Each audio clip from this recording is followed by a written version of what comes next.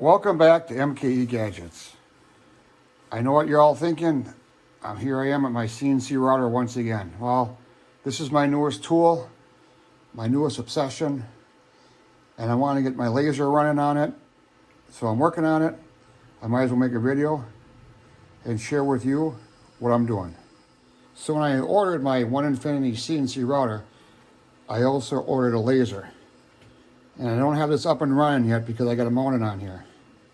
So I have this orange mount that I 3D printed and a corresponding one here. And that just goes on like that. In order to be transparent, I did not design these parts. I got them off of Thingiverse. Look up Onefinity when you get there. There's about 4 pages of accessories. I got a couple of them there.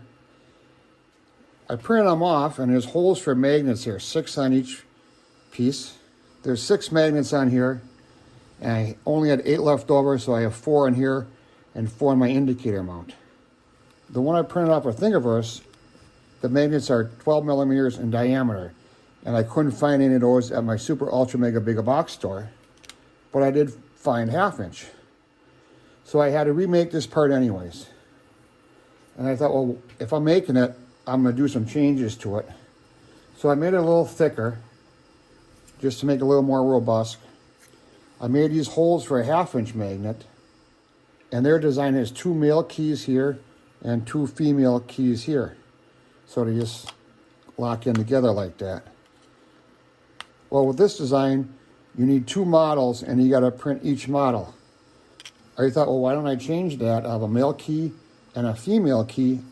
Now I only have 1 model, and that just lines up. The magnets go on there, and that's pretty robust. So that's the laser mount. So being the hobby machinist I am, I thought, well, how do I hook up a test indicator to here? Because sometimes you want to indicate parts in. Took the same mount, took my last 4 magnets, and believe me, 4 magnets is plenty strong on this. A piece of aluminum angle iron I had laying around. Yep, I engine turned it because my friend Josh would say, how come I didn't engine turn it? And a test indicator with a test indicator mount. Drilled this hole here, slotted that one there, make it a little more adjustable. Because a wise man once said, if you can't make it perfect, make it adjustable. And that goes right on there. And that sits pretty nice. I know what you're thinking, why do you need a test indicator on a CNC router? Well, I'm a hobbyist machinist, and why not? In future video, I'll go into detail of why I made it and how it's being used.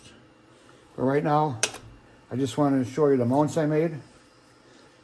So the last change I made, I have embossed in here 3 millimeters. And that's the Allen key for this right here. That way, if I take this off, I know what size Allen key to use. So that's all I got for you today. This is a quick little video. And like anything I do 3D printing, there will be a model in Thingiverse. And there'll be a link down below, or on the side, or on the top, or this way. Anyways, there'll be a link. Link to Thingiverse, so you can print this off. 1/2 inch magnets. So this is MKE Gadgets. Thanks for viewing my video today. Please subscribe and support my channel. I'm trying to get to 1 million subscribers. Thanks, we'll see you tomorrow.